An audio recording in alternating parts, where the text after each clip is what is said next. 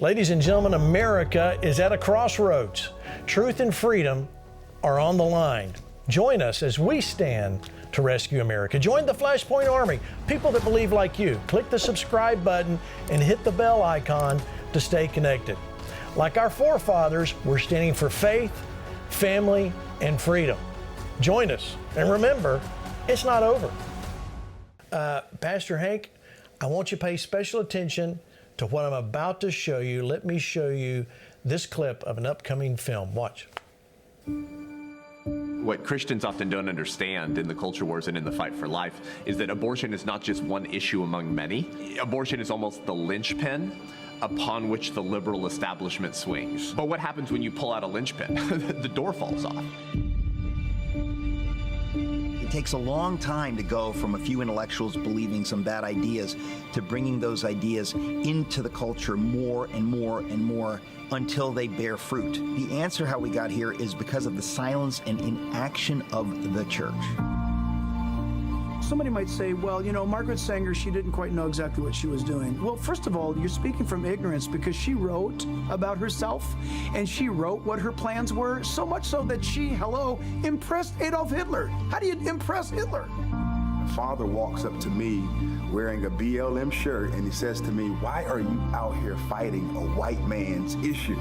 But he was a walking poster child for all things CRT, because in critical race theory, you see racism in all things and at all times. Even when a 6'4", 260-pound black man is trying to save a baby. We're going to expose and discover who the real Margaret Sanger was and how her attack and assault against the family in America explains our current culture of death and upside-down world that we're living in today. This is where it all started. It was here that Sanger opened up her first unlicensed, illegal birth control clinic in 1916. Study the past, not just to understand what happened then, but to understand what's happening now. This is a Leviathan, not cow. It's a fitting place to remember what happens when bad ideas are taken to their logical conclusion. We bless the holy name of Jesus and we shout, let the baby live. Let the baby live. Let the baby live.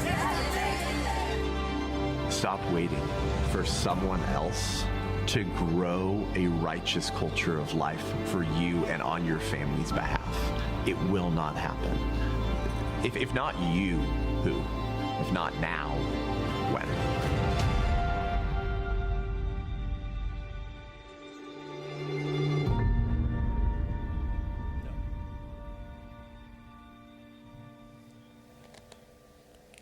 All right, joining me for the first time tonight, my guest, raised in the pro-life movement, and his mother served as a pregnancy resource center director.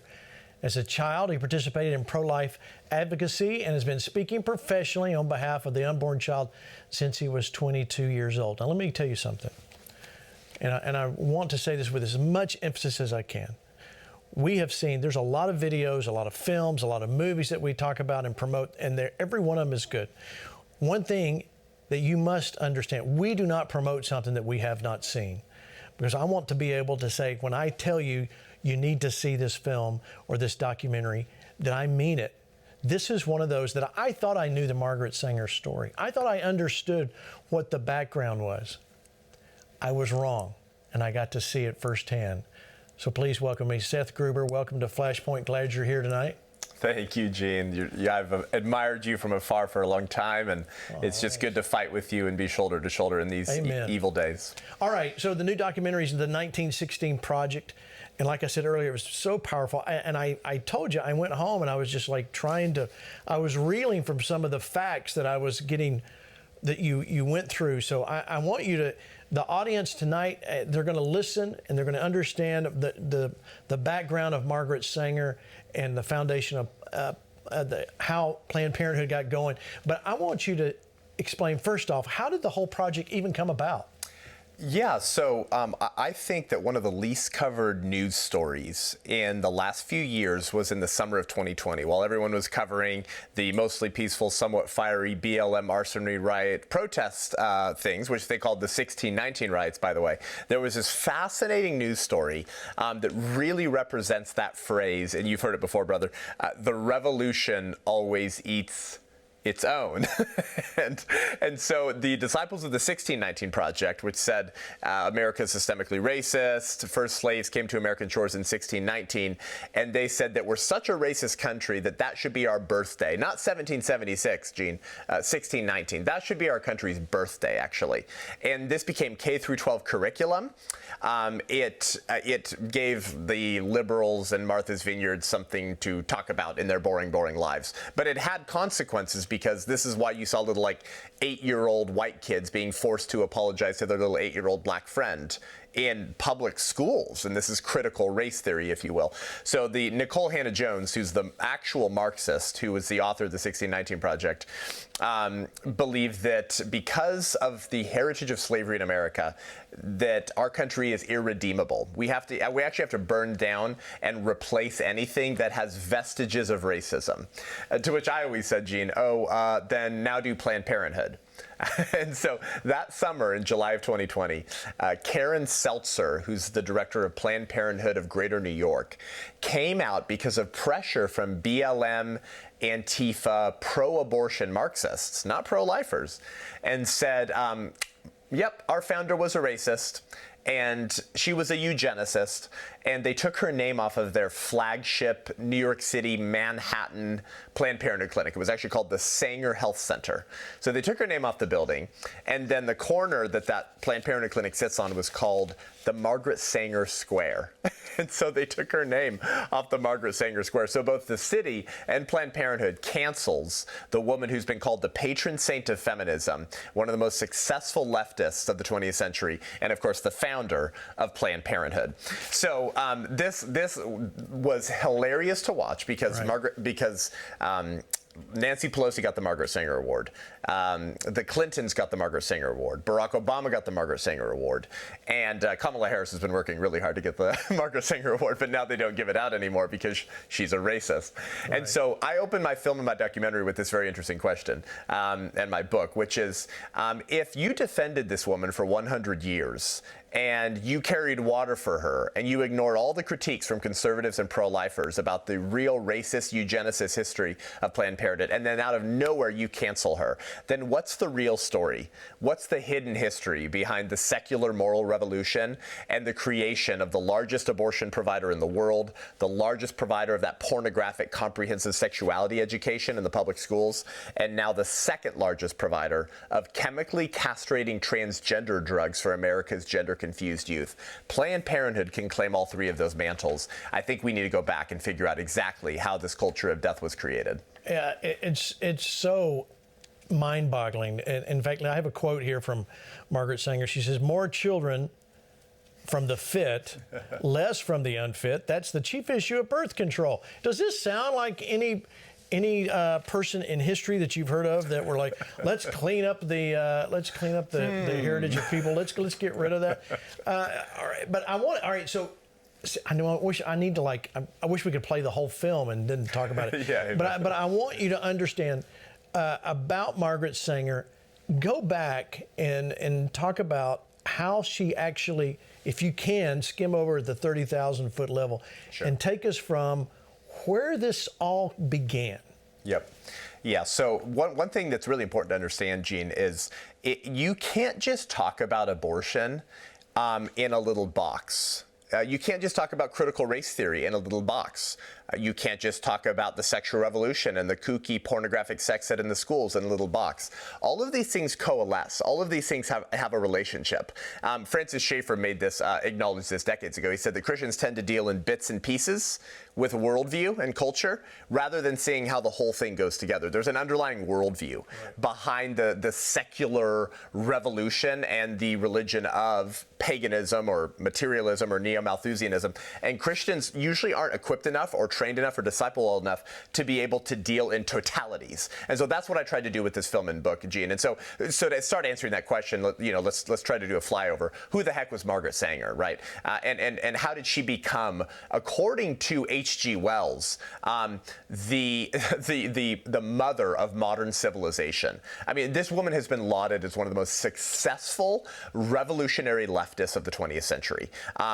Maybe except for Kinsey, maybe those two would be the most successful in terms of the demonic impact that they're still having in the unfolding of the rotten fruit of the sexual revolution we're seeing right now in 2024. So much of this goes back so far. And so Margaret Sanger was influenced heavily. In fact, she calls this man, Gene, her most influential mentor, and his name was Havelock Ellis. Havelock Ellis was kind of the Alfred Kinsey of England. He wrote over 100 books on every weird form of sexual experimentation. He would host orgies in his home. He forced his wife into lesbianism, and she eventually lost her mind. He was a brutal human being. He himself was impotent, so he was always experimenting with new things. That would be the PG-13 version. And Havelock Ellis was a eugenicist, okay? And he began a raging affair with Margaret Sanger, one of the many people Sanger had an affair with, including H.G. Wells, the author of War of the Worlds, and many other men. While she was in England, because she had to escape New York authorities for breaking the law because of her obscene articles on the sexual revolution and on illegal forms of birth control in 1914. So she meets this man, Havelock Ellis, who she says is the #1 influence and mentor on her life. Well, Havelock Ellis had been mentored by a man named Francis Galton. Francis Galton coined a term, Gene. Eugenics. Oh, okay. He's the father of the modern eugenics movement, actually. That's where that term comes from. Eugenics, the root word means good in birth, which means what? Some people are not good in birth. Right. So there's good genes and bad genes. And we white elites should determine who gets to live, who gets to die, who gets to have kids, who doesn't, who should be sterilized and who doesn't. Well, Francis Galton was a racist and a eugenicist, obviously. Well, guess who his cousin was, Gene? Charles Darwin was the cousin of Francis Galton, who wrote Origin of Species, Survival of the Fittest, Might Makes Right. So listen to this. If it's survival of the fittest, because it's an animal kingdom, and what happens in an animal kingdom? The strong will survive and the weak will die. So from Darwin, we get survival of the fittest. His half-cousin, apple doesn't fall far from the tree, says if we need the survival of the fittest, then not only will the strong survive and the weak will die, but the strong must kill the weak, Gene, in order to survive. So we went from Darwinism, man is an animal, to people acting like animals and killing each other, namely the weaker ones, in the same family, from Darwin to Galton. Now, Charles Darwin, and let's go one more generation and one more individual back. Charles Darwin read the writings of Thomas Malthus. Thomas Malthus was an English clergyman, a pastor, and he became concerned that food production could not keep up with population growth. So the inevitable result would be a population bomb. So he's the first overpopulationist. He was the first Bill Gates, Anthony Fauci, Klaus Schwab. He was the first one. 1798, the year 1798, he publishes his magnum opus, Essay on the Principle of Population. And so today there's a term, many people have heard of it, it's neo-Malthusianism. Well, Malthusianism refers to Thomas Malthus. So when Sanger's in England escaping New York state law while other people are raising her own children and she's having affairs, she was kind of the first Kamala Harris, Gene. She slept her way up the levers of power. So while in England, she's meeting all of these revolutionaries and she joins the Neo-Malthusian League. Because she's concerned that there's too many people on planet Earth. She comes back to New York, and in 1916, she opens the first birth control clinic in America, breaks New York state law by actually doing illegal forms of birth control procedures on women because she couldn't find any doctors to do it. 1916 becomes really the first clinic, and in 1921, she founds the American Birth Control League, later renamed Planned Parenthood. That organization has had more of an impact on the culture of death, we say, and the attack on both unborn children, born children, the innocence of young minds, and the American family, probably than any other woman at any other date in the 20th century. Yeah, all right. So I know you're trying to keep up. It's okay.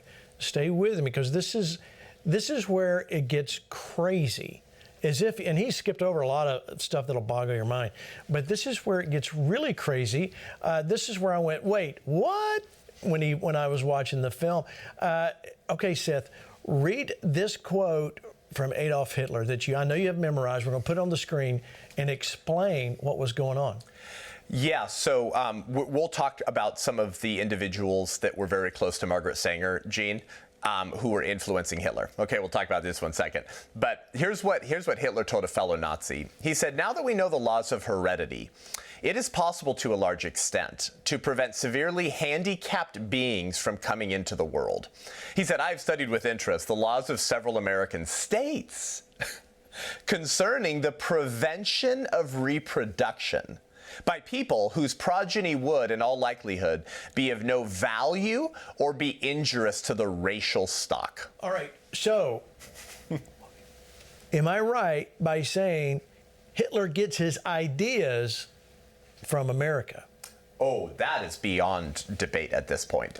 This has been well documented by American historians on both the left and the right, Gene. And we can unpack and talk about some smoking guns that prove that if you'd like. Happy to do that. But oh no, Hitler did not just come up with his euthanasia and eugenic ideas and ideals that became the blueprint for the creation of the final solution. Nope, he got that from American leftists and American laws that were already on the books in the States. That's overwhelming. You know, it's just absolutely overwhelming. All right, but I need to keep moving. So tell us, you launched the White Rose Resistance right after the overturning of Roe v. Wade. Yep. Tell us why.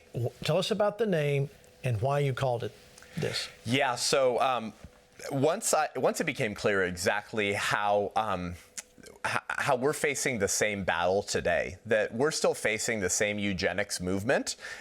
Proof of that, by the way, is that Planned Parenthood not only labels the unborn child unfit, undesirable, unwanted, Planned Parenthood is the second largest provider in America of chemically castrating transgender drugs for America's gender-confused youth. So they're still in the business of sterilizing people, Gene. Oh, wait, what was the American Eugenics Society about? What was the entire eugenics movement in America about? About the forcible sterilization of those the elites considered a threat to the gene pool. So it should not be surprising to you that Planned Parenthood is almost the largest provider of sterilization drugs that they're forcing on gender-confused minors. That's within their same philosophical and political tradition. No shocker there. All right, let me get Pastor Hank to weigh in here. Pastor Hank, are you following this? This is crazy stuff, but it's all fact. Yeah. Well, and I think the viewers that are watching, you're saying, okay, well, how does this relate to what, we're facing today? First and foremost, I used to have a great friend, Bishop Harry Jackson, one of the greatest black leaders, I believe, in our modern history. Is now in heaven. We were great friends for 17 years, and he sat me down and really began to teach me about the root of the Democratic Party, Planned Parenthood, how the Democratic Party used the black race and many other things, those that were, get them on government assistance and basically bring a form of socialism to control people, but really to exterminate. And it's very sad. But now we have to understand, as we're facing our scheduled election, we're looking at the different candidates that are out there. President Trump, who is pro-life, and then you look at those on the left, pro-choice. You understand it's the battle between two kingdoms, the kingdom of God, which God said, I set before you life and death, therefore choose life. Well, they always are bent on death and the culture of death. And this is why it's important that you as a Christian are praying right now, but also, even if you're not a Christian, you need to pray. And you also need to get out and vote, because it is crucial for what is taking place. Now, Pastor Dean, if I could just say this for a moment. Planned Parenthood, we have a huge campus here in Omaha, Nebraska. I've pastored for 27 years. We started the church in 1997. In a little storefront. It's now we own everything. But here's the point. Planned Parenthood was there. They were there for 40 years. And one day I pulled in, this was, again, we started in 1997, fast forward to 2008. The Spirit of the Lord said to me, why do you tolerate them? And I said, Lord, what are you talking about? And he said, Planned Parenthood was in the plaza, and our church was not growing. It's like everything we tried, nothing was working. And so I assembled my staff at the time and my intercessors, and I said, here's what we're going to do. We're going to pray privately, and we're going to loose the spirit of life, and we are going to command that Planned Parenthood is driven out by the Spirit of God, and we're not even going to lift our voice except to God privately. Within about a year, they've been there 40 years, no plan to go. They were out in the parking lot, and we had one of our staff members go out to them, and they were angry. You talk about a demonic manifestation. They said, it is not working here. We don't know why, but it's not working here. And they left. And this is why I want to say to us as Christians, if we will stand and if we will seek the God of life and justice and of righteousness, and we as pastors will lift up our voice and begin to address the things that are trying to kill, steal, and destroy in our culture, in our communities, in our schools, and touching the children, just like with what God did with Planned Parenthood to drive them out, we can see our country come back to the country that God wants to bring that's going to have life. So I'd like to hear more that Seth has to say, because it's exposing one of the greatest lies that I believe has been covered up. And the Democratic liberal loonies, they know exactly what they're doing, and they need to be exposed. All right, let me show you this quote. It goes right along what you're saying, Pastor Hank, from Bonhoeffer. It says, and so it became clear where the problem lay for the confessing church. We were resisting by way of confession, but we were not confessing by way of resistance. Seth, I think that sums up everything that we're seeing. This was in your book. Explain what you're doing. First off, I don't want to forget this. How can people see the film? What do we need to do? You got a whole army, hundreds of thousands of people watching. What do they need to do, Seth? Make it simple. Tell us what to do. Yeah, thank you, Pastor Gene. Yeah, so you guys can go to the1916project.com, the1916project.com, and it's screening exclusively in the Churches of America right now. And that was important to me, Gene, because my ministry, the White Rose Resistance, which you asked about, it's named after an anti-Nazi Christian resistance movement in the Third Reich from 1942 and 1943, and all the kids were in their 20s. So that's who we're named after. And it was very important to me that this film be released in churches first, because the church is a solution to this insanity. And Margaret Sanger was so clear about how much she hated the church and Christians. Her first magazine bore the headline, "No Gods and No Masters." And if we can wake up the blood-bought bride of Christ in America to reclaim her spiritual heritage of Christian resistance and give God a reason to show America mercy, this might be the one issue that if we turn from it as a church and as a country, God might actually bless America again and withhold his hand of judgment on this country. And so I want you guys who have churches and elders and warrior pastors like these two men here to go to the1916project.com, and you can press attend to screening to see if it's near you, or better yet, press host a screening and host a screening at your church. And it's also a book, Gene, and the book is called The 1916 Project, The Lying, the Witch, and the War We're In. All the lies that created this culture, the witch who probably mainstreamed them, actually, brother, and popularized them better than anyone else in the 20th century, and the war that's been created as a result. It's a 170-page book, and the hardcover, which is for pre-order right now, has the timeline, Gene, of all those dates and individuals from the film that you watched and how they impacted the creation of our culture of death today for homeschool families and educators to keep in the book and actually see how all this happened. So that's how you guys can watch the film, and it'll be released online for the world, streaming online probably in the beginning of October. All right, so you need to get your pastor. And I got a lot of pastors watching. Pastor Seth does all the hard work for you.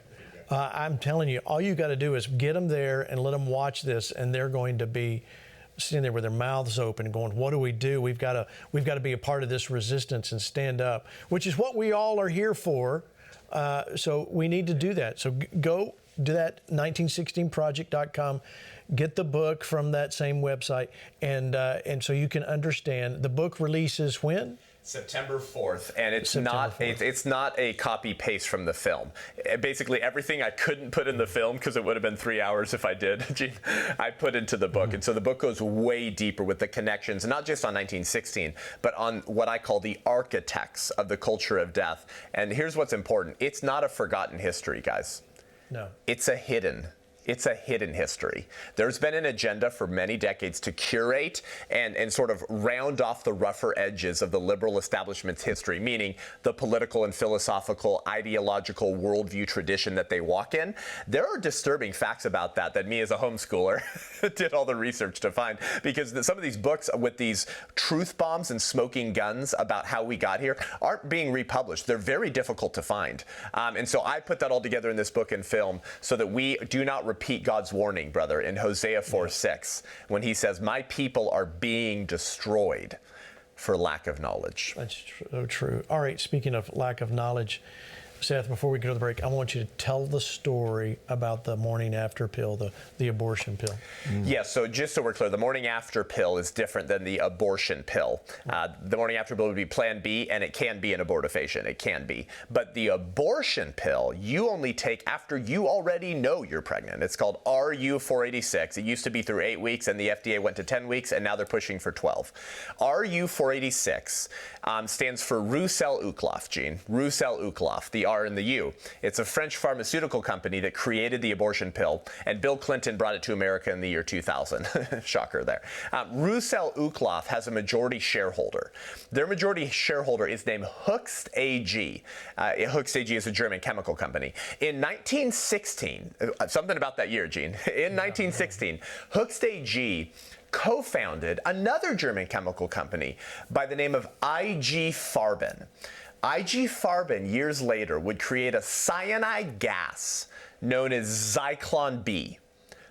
The gas used to poison Jews in Nazi death camps. So, brother, Hoechst AG simply shifted from creating poison to murder Jews to creating poison to murder babies. It's the same company. Listen, we got more to cover. I'm giving this a lot of time tonight because this is the number one issue with your political presidential race coming up. This is what the Democrat agenda is based on. This is what Kamala's one thing that she's really pushing is the abortion issue.